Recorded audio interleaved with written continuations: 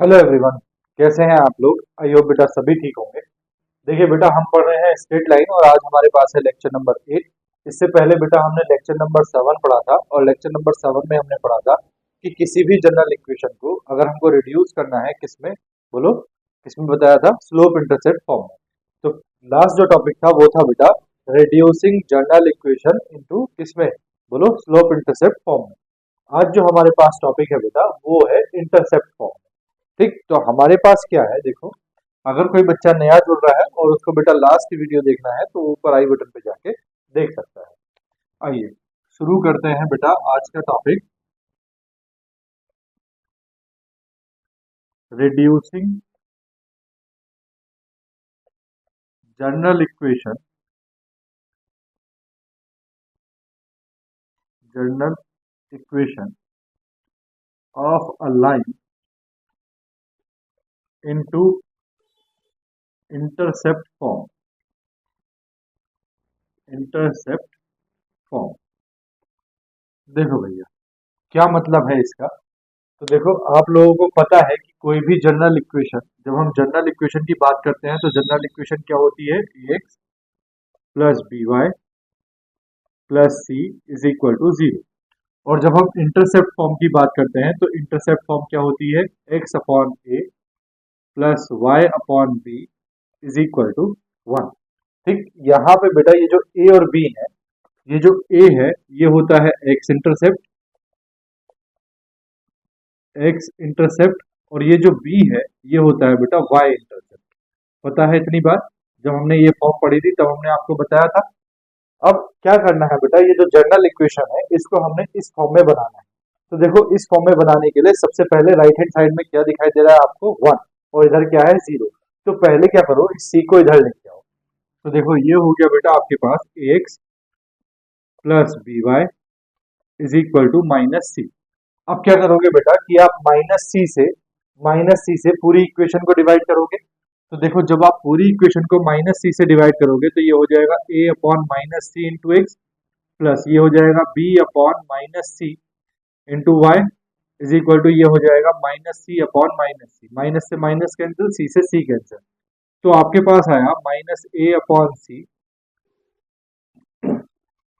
आपके पास आया बेटा a upon minus c into x plus b upon minus c into y is equal to one. अब जरा ध्यान से देखो, आपके पास राइट हैंड साइड में वन तो आ गया, लेकिन यहाँ ऊपर क्या है? एक्स और वाई। यहाँ क्या है? ए इंटू एक्स और बी इंटू वाई। यानी कि अभी आपको एक्स के साथ जो ऊपर आपको ए दिखाई दे रहा है ये आपको रिमूव करना है। तो इसको रिमूव करना बेटा बड़ा आसान है। क्या करोगे? एक्स अपॉन इस ए को बेटा यहाँ सी के नीचे भेज दोगे, है ना? जब ए ऊपर चला जाएगा, देखो जब आप इसको सॉल्व करोगे तो ए ऊपर चला जाएगा, ये क्या बन जाएगा? फिर से यही बन जाएगा ए एक्स अपॉन माइनस सी। इसी तरह बी को बेटा नीचे ले आएंगे तो ये हो जाएगा Y upon minus c upon B. ठीक, इज इक्वल टू कितना हो जाएगा? वन। ठीक, बात आई समझ में? अब यहाँ पे बेटा माइनस सी अपॉन ए, हेयर हेयर देखो यहाँ पे x के नीचे जो डिनोमिनेटर में है वो क्या है? x intercept. तो यहाँ भी x के नीचे जो डिनोमिनेटर में है वो क्या होगा? Minus c upon a is equal to क्या होगा? x इंटरसेप्ट,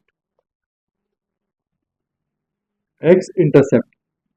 एंड b के y के अपॉन में डिनोमिनेटर में जो है वो क्या होता है बेटा? y intercept. तो यहाँ भी y के नीचे जो है minus c upon b is equal to ये क्या होगा? y intercept, y intercept. और ये जो इक्वेशन है बेटा ये होगी हमारे पास, बोलो, reducing form of general equation into intercept form. यानी कि जनरल इक्वेशन को रिड्यूस करके जो हम इंटरसेप्ट फॉर्म में लाते हैं तो ये हमारे पास इंटरसेप्ट फॉर्म बनती है।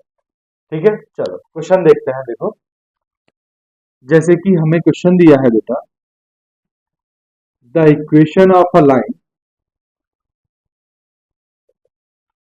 The equation of a line is 3x minus 4y plus 8 is equal to 0. Find its x-intercept and y-intercept। ये हमको एक क्वेश्चन दिया है, ठीक है। तो देखो कैसे पता चलेगा कि ये जनरल इक्वेशन को इंटरसेप्ट फॉर्म में कन्वर्ट करने के लिए बोल रहा है। तो बेटा क्वेश्चन की लैंग्वेज से पता है, ये जो इक्वेशन, इस तरह की जो इक्वेशन होती है वो क्या होती है, general equation, ax plus b y plus c is equal to 0 की फॉर्म में। Find its x intercept and y intercept. अगर x इंटरसेप्ट और y इंटरसेप्ट की बात कर रहा है तो इसका मतलब कौन सी फॉर्म की बात कर रहा है, इंटरसेप्ट फॉर्म की। तो देखो बड़ा आसान है solution. Given equation of the line, equation of the line is, क्या इक्वेशन दी है भैया आपको, 3x minus 4y plus 8 is equal to 0। सबसे पहले क्या काम करना है बेटा, जो कांस्टेंट वैल्यू है उसको राइट हैंड साइड में ले जाना है। तो कांस्टेंट वैल्यू को राइट हैंड साइड में जब ले जाएंगे तो ये हो जाएगा 3x minus 4y is equal to minus 8। अब देखो इंटरसेप्ट फॉर्म में जो इधर होता है वो +1 होता है, तो यहाँ जो क्वांटिटी है बेटा उसको क्या करना है, पहले प्लस करना है। तो पूरी इक्वेशन को मैं माइनस से मल्टीप्लाई कर देता हूँ, माइनस से मल्टीप्लाई करने पे ये हो जाएगा -3x plus 4y is equal two plus का 8। अब यहाँ प्लस के 8 की जगह 1 बनाना है, तो इस पूरी इक्वेशन को मुझे 8 से डिवाइड करना है। तो -3/8 into x plus 4/8 into y is equal to, ये हो गया बेटा 8/8, ये हो गया 4 टू द 8, 8 से 8 कैंसिल। तो आपके पास आया -3/8 into x plus y/2 is equal to 1। अब मुझे क्या करना है बेटा, मुझे इस फॉर्म में कन्वर्ट करना है, यानी कि x भी क्या होना चाहिए, अकेला, और y भी अकेला। तो यहाँ बेटा y अकेला है लेकिन x अकेला नहीं है, तो x को अकेला करने के लिए इस 3 को कहाँ भेज देंगे, 8 के डिनोमिनेटर में। तो ये हो जाएगा बेटा -8/3, ठीक। 3 फिर से ऊपर चला जाएगा तो यही आ जाएगा, प्लस ये हो गया बेटा y/2 is equal to 1। Now on comparing with, on comparing with x/a plus y/b is equal to 1, ठीक। तो a की जगह आपको क्या दिखाई दे रहा है, -8/3, जो कि क्या होता है, x इंटरसेप्ट। क्या होता है भैया, x इंटरसेप्ट। और b की जगह आपको क्या दिखाई दे रहा है बेटा, 2, जो क्या होता है, y इंटरसेप्ट। क्या होता है, y इंटरसेप्ट, ठीक। तो बेटा आपके पास क्या पूछा था, x intercept and y intercept. तो hence the required x intercept is equal to कितना है, -8/3, एंड द y इंटरसेप्ट कितना है बेटा, 2। बोलो बात आई ना समझ में। इसी तरह के क्वेश्चन आएंगे इस फॉर्म में, बाकी और कुछ क्वेश्चन नहीं आने वाला है इसमें। एक और क्वेश्चन और देखो बेटा, क्वेश्चन नंबर 2 देखो क्या है, reduce the equation of the line 3y plus 1 is equal to 0 into intercept form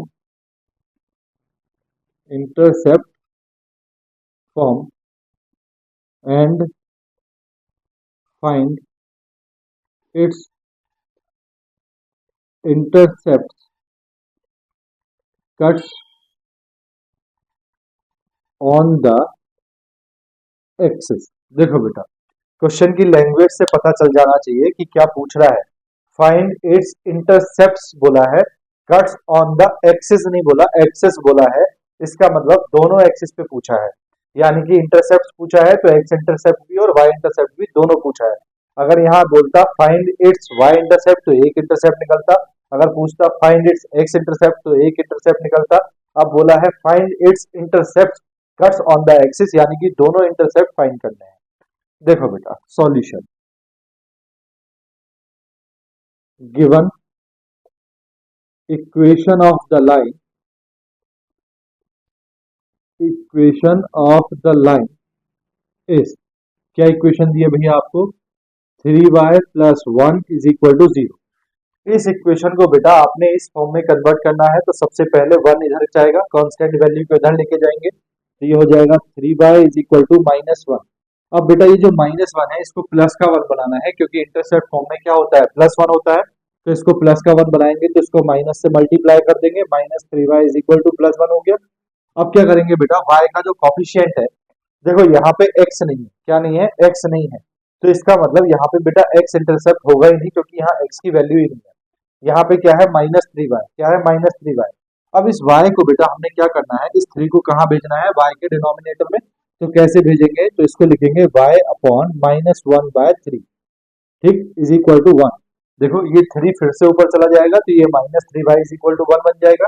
अब यहाँ पे बेटा -1/3 है, तो the y intercept is, the y intercept is equal to कितना है, -1/3। एंड द इक्वेशन, x का अगर टर्म ही नहीं है तो इंटरसेप्ट कहां से आएगा, तो हम लिखेंगे and the equation has no x intercept, no intercept, ठीक। अगर y का टर्म नहीं होता तो हम लिखते y इंटरसेप्ट नहीं होगा, अगर x का टर्म नहीं है तो हमने लिखा x इंटरसेप्ट नहीं है, ठीक है ना। बोलो भैया, बात आ गई समझ में। तो बेटा इसमें इसी तरह के क्वेश्चन आएंगे। अब मैं नेक्स्ट टॉपिक पे जा रहा हूँ, reducing general equation of a line into normal form या परपेंडिकुलर फॉर्म, ठीक है। नेक्स्ट टॉपिक देखो क्या है, देखो भैया नेक्स्ट टॉपिक है reducing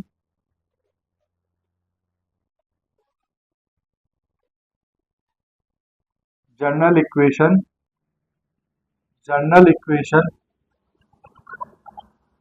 of a line into normal form, normal या परपेंडिकुलर फॉर्म। देखो बेटा ये थोड़ा सा हमारे पास जो है ये ट्विस्टी है, ठीक है। इसमें क्या है बेटा, थोड़ा सा ट्विस्ट है। देखो क्या है, ये है जनरल इक्वेशन। जनरल इक्वेशन आपको पता है क्या होती है, ax plus by plus c is equal to 0। और आपको नॉर्मल फॉर्म या परपेंडिकुलर फॉर्म याद हो तो वो होती है x cos alpha plus y sin alpha is equal to p, ठीक है ना। बोलो भैया, बात आई समझ में। अब देखो क्या है बेटा, ध्यान से सुनो, आपको ये वाली इक्वेशन इस फॉर्म में कन्वर्ट करनी है। किस फॉर्म में कन्वर्ट करनी है, इस फॉर्म में, ठीक है। तो यहाँ बेटा मैं क्या कर रहा हूँ, देखो इसको इक्वेशन नंबर 1 मान रहा हूँ और इसको इक्वेशन नंबर 2 मान रहा हूँ, ठीक। तो यहाँ पे मैं क्या कर रहा हूँ, यहाँ पे बेटा मैं दोनों के कॉफिशिएंट जो है, इसके कॉफिशिएंट और इसके कॉफिशिएंट, इन दोनों को मैं क्या कर रहा हूँ, डिवाइड कर रहा हूँ। From equation 1 and 2, from equation 1 and 2।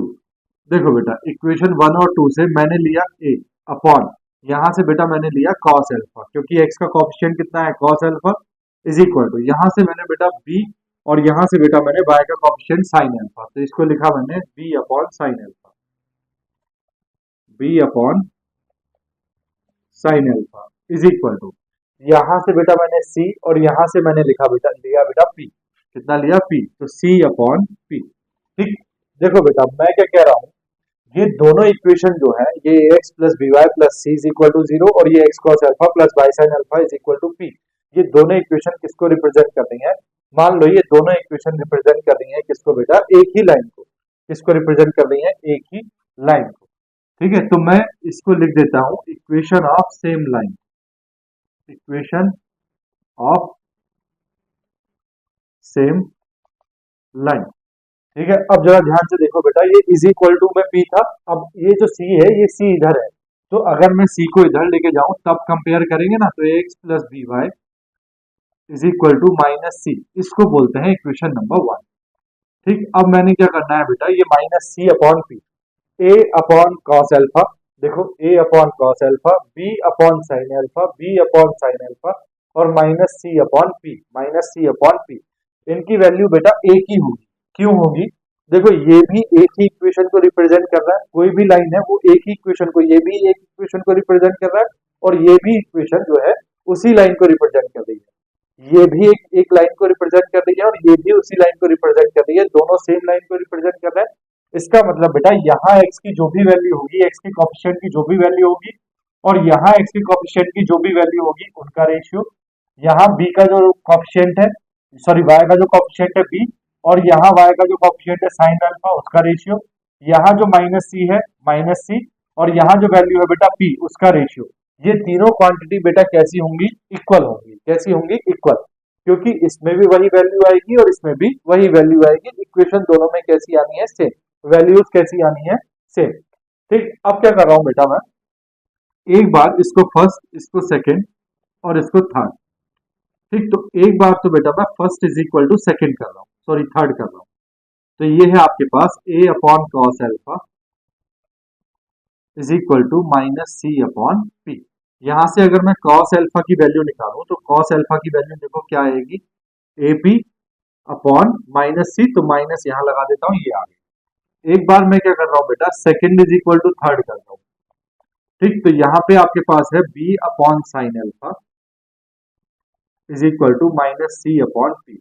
इसको बेटा डायरेक्टली भी मैं आपको बता सकता हूँ, जैसे आपके स्कूल्स में या आपके टीचर्स लोग आपको बताते हैं, लेकिन उससे क्या है, उससे आपको रटना ज्यादा पड़ेगा, है ना। उससे क्या हो जाएगा, उससे रटन विद्या ज्यादा हो जाएगी, ये चीज नहीं पता चलेगी कि ये आया कहां से। अगर ये बेटा दिमाग में बैठ गया ना कि अच्छा वैसे था ये, तो आपको ये याद करने की जरूरत नहीं है, ये आपके दिमाग में चला गया, अब इसको आप जिंदगी भर भूलोगे नहीं।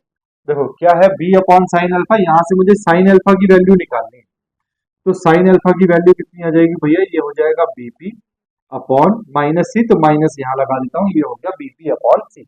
इसको बेटा इक्वेशन नंबर अगर मैं 3 बोल दूं और इसको मैं बोल देता हूँ इक्वेशन नंबर 4। अब आपको ये बात पता है कि sine square alpha plus cos square alpha की वैल्यू कितनी होती है, 1। तो बेटा sine square alpha plus cos square alpha की वैल्यू होती है 1। अब आप क्या करो, साइन अल्फा की वैल्यू रखो, तो साइन अल्फा की वैल्यू है minus b p upon c whole square, plus cos alpha की वैल्यू है बेटा minus a p upon c, a p upon c whole square is equal to 1। यहां से आप क्या करोगे बेटा, यहां से देखो ये तो हो जाएगा माइनस, तो हो जाएगा प्लस, ये आ जाएगा b square p square upon c square, plus यहां से आ जाएगा बेटा a square p square upon c square is equal to 1। This implies that LCM same है, ऊपर बेटा दोनों में पी स्क्वायर कॉमन है, पी स्क्वायर कॉमन लिया, ये हो गया ए स्क्वायर प्लस ये हो गया बी स्क्वायर अपॉन नीचे आ गया बेटा ये सी स्क्वायर इज इक्वल टू 1। बेटा क्रॉस मल्टीप्लाई करेंगे तो यहां से देखो, यहां से p square into a square plus b square is equal to कितना आ गया, सी स्क्वायर, कितना आ गया, सी स्क्वायर।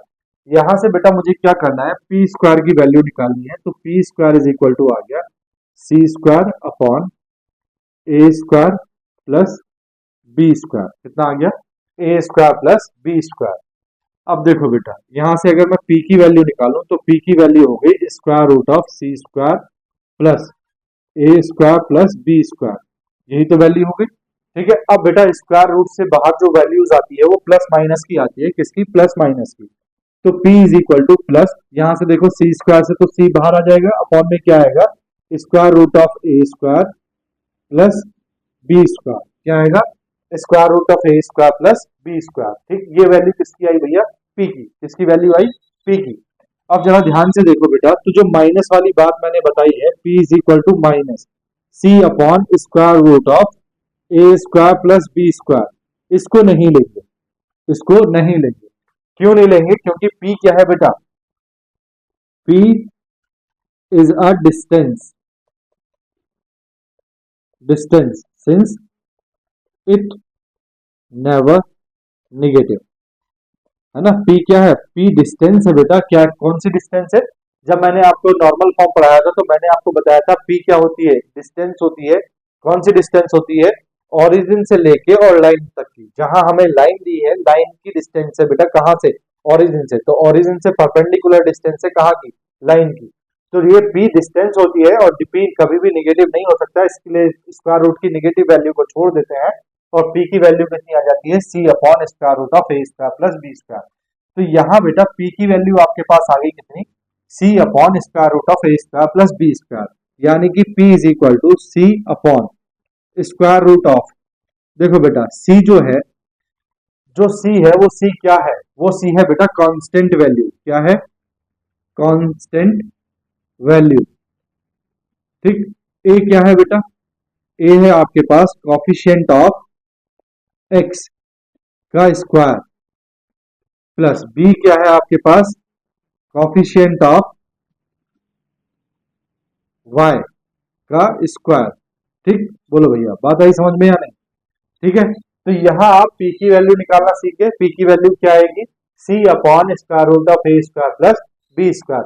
अब इस वाली इक्वेशन को इस फॉर्म में कन्वर्ट कैसे करना है, ध्यान से सुनो।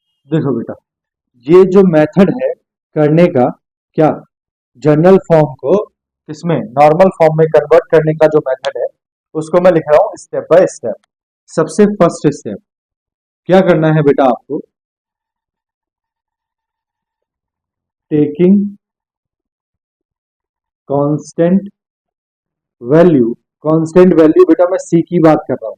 जनरल इक्वेशन में कांस्टेंट वैल्यू किसकी बात कर रहा हूं, मैं c की बात कर रहा हूं। Taking constant value in RHS। सबसे पहले क्या करना है, जो कांस्टेंट वैल्यू है उसको कहां ले जाना है, RHS में ले जाना है। And if it is negative, it is negative, then make it positive। ठीक है भैया, सबसे पहले आपको कांस्टेंट वैल्यू को कहां ले जाना है, RHS में ले जाना है। RHS में ले जाने के बाद अगर वो वैल्यू कैसी है, नेगेटिव है, तो आपको उसको क्या बनाना है, पॉजिटिव बनाना है। पॉजिटिव कैसे बनाते हैं, माइनस से मल्टीप्लाई करके। दूसरा स्टेप क्या है बेटा, देखो ये जो आपके पास आया है कोफिशिएंट ऑफ एक्स और कोफिशिएंट ऑफ वाई, कितना आया है, कोफिशिएंट ऑफ एक्स और कोफिशिएंट ऑफ वाई। तो दूसरा स्टेप क्या करना है बेटा, divide both sides by square root of a square plus b square. A square plus b square का मतलब समझ गए ना, a square plus b square का मतलब क्या है, square root of coefficient of a, coefficient of x का square plus coefficient of y का स्क्वायर, कोफिशिएंट ऑफ वाई का स्क्वायर। आपको क्या करना है, दोनों तरफ बेटा किससे डिवाइड करना है, स्क्वायर रूट ऑफ कोफिशिएंट का एक्स का square plus coefficient of y का स्क्वायर। ये काम करने के बाद आपको क्या करना है बेटा, compare the reduced general equation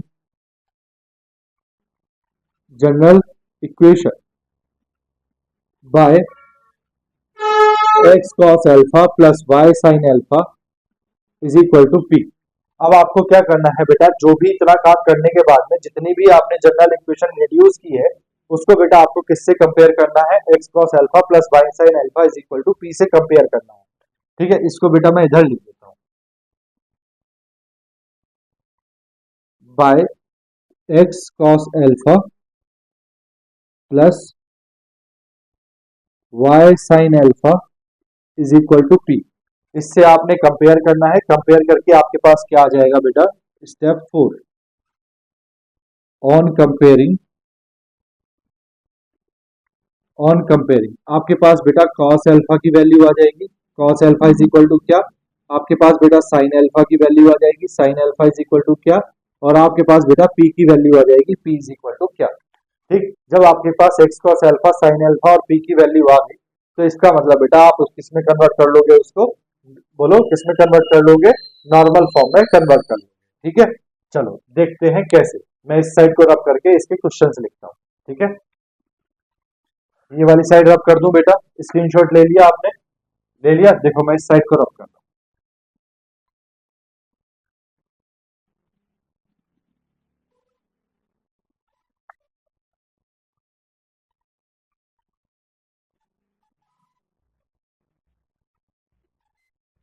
देखो बेटा ये क्वेश्चन लिखे हैं आपके सामने, वन बाय वन हम तीनों को सॉल्व करते हैं। देखो सॉल्यूशन ऑफ वन क्या दिया है बेटा आपको, reduce the equation square root of 3x plus y minus 8 is equal to 0 into normal form and find the value of p and alpha. ठीक है, तो यहाँ बेटा आपको ये जनरल इक्वेशन दी है, तो आप लिखेंगे given equation of the line, equation of the line is, क्या इक्वेशन दी है भैया आपको, square root of 3x plus y minus 8 is equal to 0। अब आपको इसको किस में कन्वर्ट करना है बेटा, नॉर्मल फॉर्म में कन्वर्ट करना है। स्टेप बाय स्टेप चलते हैं। सबसे पहले क्या है, taking constant value in RHS and if it is negative make it positive. पहले कांस्टेंट वैल्यू को आरएचएस में भेजते हैं, तो दिस इंप्लाइज दैट ये हो जाएगा बेटा square root of 3x plus y is equal to 8। अब देखो ये ऑलरेडी पॉजिटिव है and if it is negative, ठीक है। अगर उसने बोला है अगर ये वैल्यू राइट हैंड में ले जाने के बाद नेगेटिव आती है तो आपको इसको पॉजिटिव बनाना है, लेकिन हमारी तो ऑलरेडी पॉजिटिव है तो हमें आगे इसमें नहीं करना। दूसरा है divide both sides by square root of a square plus b square. तो सबसे पहले बेटा यहाँ कोएफिशिएंट ऑफ ए कितना है, square root of 3, sorry coefficient of x, और कोएफिशिएंट ऑफ वाई कितना है 1। तो divide on dividing both sides by, किससे डिवाइड करेंगे बेटा, स्क्वायर रूट ऑफ 3 का स्क्वायर प्लस 1 स्क्वायर, यानी कि x के कोएफिशिएंट का स्क्वायर प्लस y के कोएफिशिएंट का स्क्वायर। कितनी वैल्यू आ रही है बेटा, ये आ रही है 3 प्लस 1 4, 4 का मतलब आ रहा है बेटा 2। तो किससे डिवाइड करना है दोनों तरफ बेटा, 2 से डिवाइड करना है। किससे डिवाइड करना है, 2 से। तो ये आ गया बेटा square root of 3 upon 2 into x plus 1 upon 2 into y is equal to 8 upon 2। This implies that ये हो गया square root of 3 upon 2 into x plus 1 upon 2 into y is equal to 2 4 the 8। तो ये आ गया बेटा आपके पास 4। अब देखो उसने बोला है कंपेयर द, ये काम करने के बाद compare the reduce general equation by x cos alpha plus y sine alpha is equal to p. तो ऑन कंपेयरिंग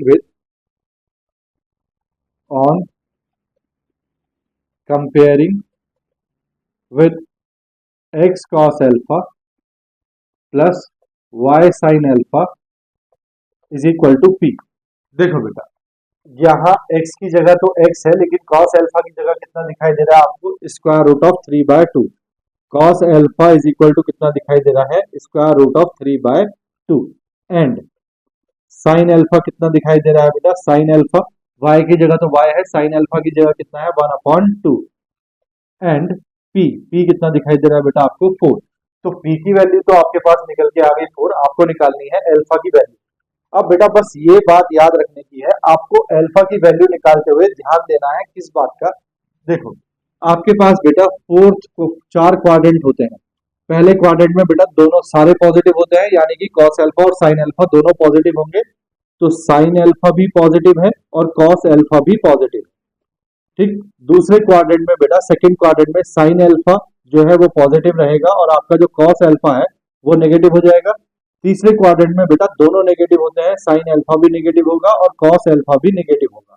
चौथे क्वाड्रेंट में बेटा साइन अल्फा नेगेटिव होता है और कॉस अल्फा पॉजिटिव होता है, ठीक। तो बेटा आपको इस बात का याद रखना है, जब भी आप इन दोनों को देखेंगे तो इन दोनों को पहले देखना है कि इनमें साइन कैसे हैं। ये दोनों वैल्यू बेटा कैसी है, पॉजिटिव। कैसी है, पॉजिटिव। तो देखो ये दोनों वैल्यू बेटा पॉजिटिव तभी हो सकती हैं जब ये किस क्वाड्रेंट में हो, फर्स्ट क्वाड्रेंट में हो। सेकंड क्वाड्रेंट में देखो एक नेगेटिव है, थर्ड क्वाड्रेंट में दोनों नेगेटिव है, फोर्थ क्वाड्रेंट में भी एक नेगेटिव है। अगर ये दोनों पॉजिटिव है दैट मींस कौन सा क्वाड्रेंट है बेटा, फर्स्ट क्वाड्रेंट। कौन सा क्वाड्रेंट है, फर्स्ट क्वाड्रेंट। और फर्स्ट क्वाड्रेंट में आपको पता है एंगल बेटा 0 डिग्री से लेकर कहां तक जाता है, 90 डिग्री तक। यानी कि आपके पास साइन अल्फा और कॉस अल्फा की जो वैल्यू है, यहाँ अल्फा की जो वैल्यू रहेगी वो 0 से लेकर 90 के बीच रहेगी। तो यहाँ देखो जब 0 से 90 के बीच रहेगी तो आप लिखोगे cos alpha and sine alpha both are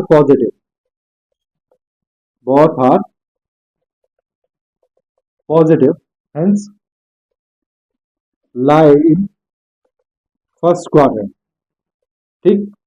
ये अगर आपने बता दिया तो बेटा जो आपकी कॉपी चेकर है वो बहुत खुश हो जाएगा आपसे कि अरे वाह बच्चे ने कितना डिटेल में हमको समझाया है। देखो cos अल्फा की वैल्यू बेटा कितनी है, square root of 3/2। cos alpha is equal to square root of 3/2 is equal to, तो बेटा cos में स्क्वायर रूट ऑफ 3/2 वैल्यू कब होती है, 30 डिग्री पे। कब होती है, 30 डिग्री पे। तो ये हम लिखेंगे cos 30, ठीक। स्क्वायर रूट ऑफ 3/2 की जगह क्या लिखेंगे, cos 30। cos से cos cancel, this implies that alpha is equal to कितना आ गया, 30 डिग्री। अब बेटा दूसरे को देखो, अगर आप यहाँ साइन अल्फा रखते हैं, साइन अल्फा कितना रखते हैं 30, तो बेटा साइन 30 कितनी वैल्यू देता है 1/2, तो ऑलरेडी अपने आप ही आ गए। इसका मतलब बेटा hence the required values the required values of p and alpha are, पी की वैल्यू कितनी है बेटा 4। बेटा ये डिस्टेंस होता है तो यहाँ यूनिट्स लिख दिया करो। ठीक, पी क्या है, पी डिस्टेंस है तो यहाँ क्या लिख दिया करो, यूनिट्स। तो पी कितना है बेटा, पी की वैल्यू है 4 यूनिट्स एंड एल्फा कितना है बेटा, एल्फा की वैल्यू है 30 डिग्री रिस्पेक्टिवली। बोलो भैया, बात आई समझ में या नहीं? ठीक, तो ये काम बेटा आपको बस यही काम करना है हर एक क्वेश्चन में। सॉल्यूशन नंबर 2 देखो बेटा, सॉल्यूशन नंबर 2 याद हो गया ना क्या करना है। सबसे पहले जो क्या कांस्टेंट वैल्यू है उसको राइट हैंड साइड में ले जाना है। अगर राइट हैंड साइड में उसकी वैल्यू नेगेटिव है तो आपको उसको पॉजिटिव करना है। उसके बाद बेटा पूरी इक्वेशन को आपने स्क्वायर रूट ऑफ एक्स के कोफिशिएंट का स्क्वायर प्लस वाई के कोफिशिएंट का स्क्वायर कहाँ रखना है, स्क्वायर रूट के अंदर, यानी कि square root of a square plus b square से आपको पूरी इक्वेशन को डिवाइड करना है। डिवाइड करने के बाद आपको normal form x cos alpha plus y sin alpha is equal to p से कंपेयर करना है। कंपेयर करके cos अल्फा की वैल्यू, sin अल्फा की वैल्यू और p की वैल्यू आपके सामने आ जाएगी। cos अल्फा की वैल्यू या sin अल्फा की वैल्यू, ये देख बेटा यहाँ इंपॉर्टेंट बात ये है कि आपको ये cos अल्फा और sin अल्फा की जो वैल्यूज है इनके साइन चेक करने हैं, कौन सा पॉजिटिव है और कौन सा नेगेटिव है। उसके अकॉर्डिंग आपको क्या करना है, क्वाड्रेंट सेट करना है कि ये इस क्वाड्रेंट में होगा। उस क्वाड्रेंट के अकॉर्डिंग बेटा आपको क्या निकालना है, अल्फा की वैल्यू निकालनी है। बस यही काम है सारा का सारा। देखो solution of 2, reduce the equation minus x plus y plus 4 is equal to 0. So given the equation of the line,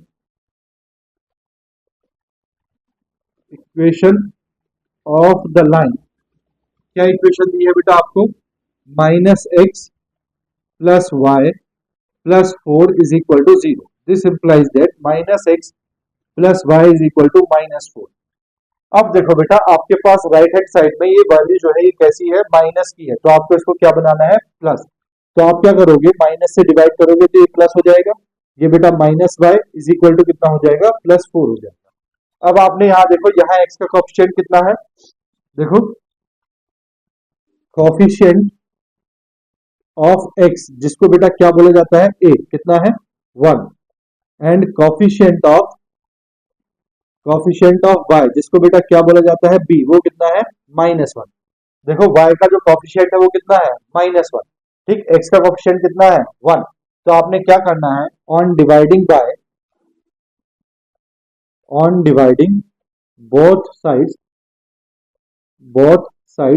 bye square root of 1 square plus -1 square, that is 1 plus 1, that is square root of 2 से divide करना।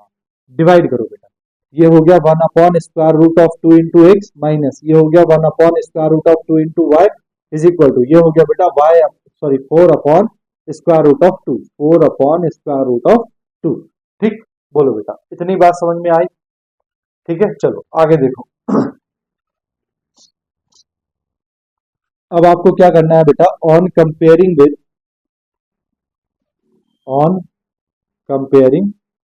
देखो बेटा इसको आप चाहो तो इसको आप क्या कर सकते हैं, सॉल्व कर सकते हैं। स्क्वायर रूट 2 से जब आप 4 को डिवाइड करेंगे तो बेटा इसका मतलब क्या हुआ, इसको ऐसे लिख सकते हैं 2 इंटू 2 लिख सकते हैं upon square root of 2। Square root 2 से जब 2 को कैंसिल करेंगे तो ये आएगा square root of 2। That means आपके पास इक्वेशन आएगी 1 upon square root of 2 into x minus 1 upon square root of 2 into y is equal to 2 into square root of 2। ठीक, अब आपको क्या करना है, on comparing with x cos alpha plus y sine alpha is equal to p. इससे बेटा आपने क्या करना है, कंपेयर करना है। तो देखो इस साइड को मैं अब रब कर दूं, ये तो आप सीख गए ना, पूरा याद हो गया आपको, हमने क्वेश्चन में यूज भी कर लिया है। ठीक है, चलो मैं इसको रब कर रहा हूँ, स्क्रीनशॉट ले लो, नहीं लिया है तो ले लिया है बेटा। देखो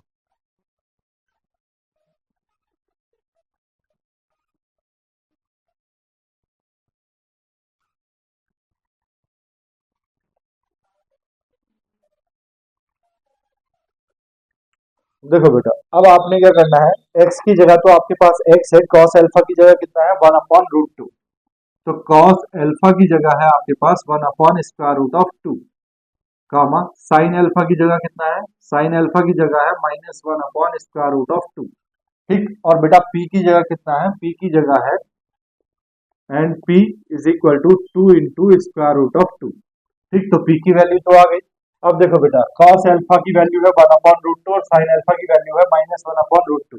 तो बेटा आपको ऐसा क्वाड्रेंट देखना है जिसमें cos क्या हो पॉजिटिव और sin क्या हो नेगेटिव। तो देखो बेटा, यहाँ क्या है, साइन पॉजिटिव है, यहाँ साइन नेगेटिव है, यहाँ साइन पॉजिटिव है और कॉस पॉजिटिव है। लेकिन बेटा साइन कैसा है, नेगेटिव, कॉस पॉजिटिव। तो ये फोर्थ क्वाड्रेंट है जिसमें साइन नेगेटिव है और क्या है, कॉस पॉजिटिव है। तो देखो हम यहाँ लिखेंगे cos alpha is positive and sin alpha is negative, hence hence lie in fourth quadrant, fourth quadrant। ठीक, देखो बेटा, ये सिर्फ ये एक कंडीशन ऐसी है जिसमें cos अल्फा पॉजिटिव है और sin अल्फा नेगेटिव है। बाकी सब में क्या है, बाकी सब में किसी में sin पॉजिटिव है, किसी में cos नेगेटिव है। लेकिन एक कंडीशन है बस इस फोर्थ क्वाड्रेंट की जिसमें cos पॉजिटिव है और sin कैसा है, नेगेटिव। तो ये इसका मतलब ये किस में लाई करता है, फोर्थ क्वाड्रेंट में। तो फोर्थ क्वाड्रेंट में वैल्यू कैसे निकालते हैं जरा ध्यान से देखो। cos alpha is equal to कितना है, 1/√2। ठीक, और sin alpha is equal to कितना है, -1/√2। अब जरा इस बात को ध्यान से देखो बेटा, ये आपको पता है कि ये वैल्यू किसकी है बेटा, 45 डिग्री की। किसकी वैल्यू है, 45 डिग्री। साइन अल्फा भी ये वैल्यू किसकी है, 1/√2 45 की, और ये वैल्यू भी किसकी है, 1/√2 45 की। जो बेटा इसमें जो एंगल होता है वो या तो होता है 270 प्लस थीटा या होता है 360 माइनस थीटा। तो अगर आप बेटा यहाँ 360 से 45 को माइनस कर दोगे तो कितना आएगा बोलो, 513। तो ये आएगा 315 डिग्री। यानी कि बेटा यहाँ हम लिखेंगे cos alpha is equal to, यहाँ लिखेंगे हम cos कितना लिखेंगे, 360 माइनस 45। ठीक, ऐसे ही बेटा अगर हम साइन की बात कर रहे हैं तो sine alpha is equal to कितना है हमारे पास, -1/√2। तो यहाँ हम लिखेंगे साइन 360 माइनस 45। तो यहाँ से बेटा आपके पास cos alpha is equal to कितना आ रहा है, cos 315 डिग्री। ठीक, और यहाँ से आपके पास sine alpha is equal to कितना आ रहा है, साइन 315 डिग्री। ठीक, तो इसका मतलब बेटा आपके पास अल्फा इज इक्वल टू कितना आ रहा है, 315 डिग्री। अब देखो इस क्वेश्चन में जो पूछा है, इस क्वेश्चन में पूछा है find its perpendicular distance from origin. तो ये क्या होता है, ये होता है p। ठीक, तो हम इसका आंसर जिस जिस लैंग्वेज में उसने पूछा है उसी लैंग्वेज में हमें इसका आंसर देना है। तो हम लिखेंगे the perpendicular distance, the perpendicular distance of the line, of the line from origin, from origin. बेटा इसका मतलब होता है p। तो p कितना है हमारे पास बेटा, p है हमारे पास 2 इंटू स्क्वायर रूट ऑफ 2।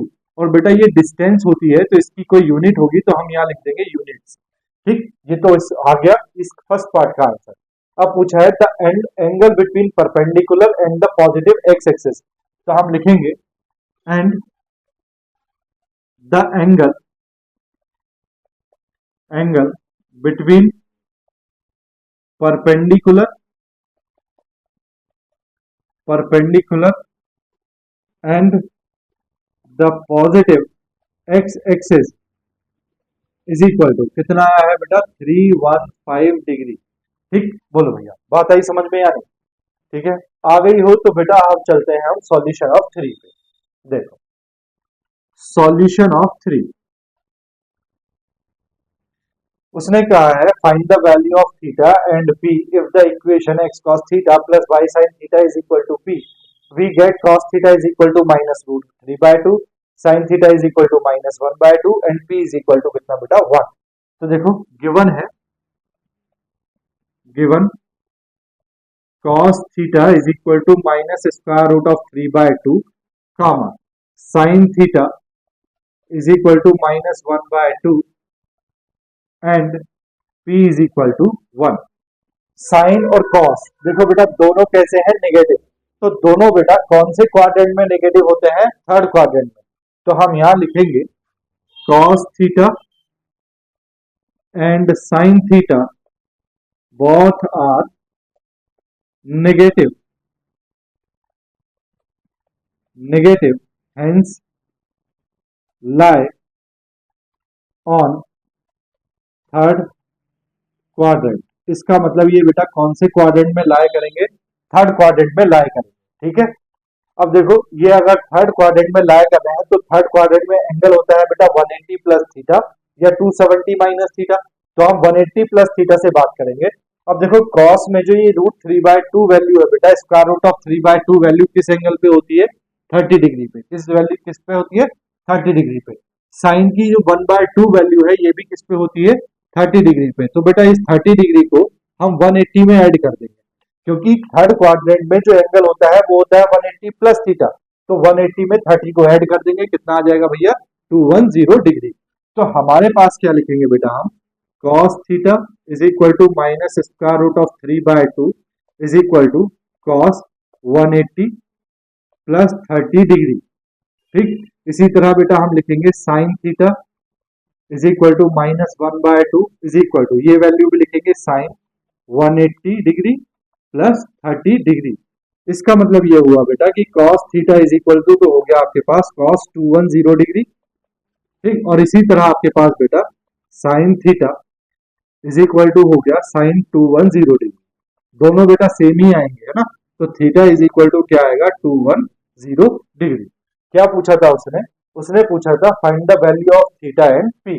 तो आपके पास बेटा देखो थीटा इज इक्वल टू कितना आ गया, 210 degree. Then the value of p की वैल्यू तो बेटा ऑलरेडी कितनी है, 1 यूनिट। ठीक, 1 unit and theta is equal to कितना है बेटा, 210 डिग्री। ये आपके पास आंसर आ गया। ठीक है, तो बेटा जब आपके पास क्या होगा, जनरल इक्वेशन होगी और आपको उसको रिड्यूस करना है एक किस में, नॉर्मल फॉर्म में या परपेंडिकुलर फॉर्म में, तो आपके पास बस यही एक तरीका है उसको क्या करने का, कन्वर्ट करने का, रिड्यूस करने का। ठीक है, इसमें मैंने आपको फिर से याद दिला दूं, इसमें मैंने आपको क्या बताया, सबसे इंपॉर्टेंट पार्ट है कि आपको कॉस अल्फा और साइन अल्फा को देखना है कि कौन सा पॉजिटिव कौन सा नेगेटिव है। उसके बेस पे बेटा आपको क्या डिसाइड करना है, उसका क्वाड्रेंट डिसाइड करना है। क्वाड्रेंट डिसाइड करने के बाद आपको अल्फा डिसाइड करना है कि अल्फा की वैल्यू कितनी आएगी। ठीक, बोलो बेटा बात आई समझ में या नहीं। तो इसमें इसी तरह के क्वेश्चन आपको देखने को मिलेंगे। ठीक, तो ये भी बेटा हमारे आज दो टॉपिक कंप्लीट हो गए। एक तो हमने जनरल इक्वेशन को रिड्यूस करना सीख लिया इंटरसेप्ट फॉर्म में, और एक हमने जनरल इक्वेशन को रिड्यूस करना सीख लिया नॉर्मल फॉर्म या परपेंडिकुलर फॉर्म में। ठीक है, तो अगर आपको बेटा पढ़ाया हुआ अच्छा लगा है, पसंद आया है, तो प्लीज चैनल को सब्सक्राइब कर दो ताकि आने वाली वीडियोस की नोटिफिकेशन आपको मिलती रहे। वीडियो को लाइक कर दो और अपने दोस्तों के साथ भी शेयर कर दो। मिलते हैं बेटा लेक्चर नंबर 9 में नेक्स्ट टॉपिक के साथ। तब तक के लिए बाय बाय, टेक केयर, अपना ध्यान रखो, अपनों का ध्यान रखो और थोड़ी थोड़ी पढ़ाई बेटा जरूर करते रहो। ठीक है ना, चलिए बाय बाय।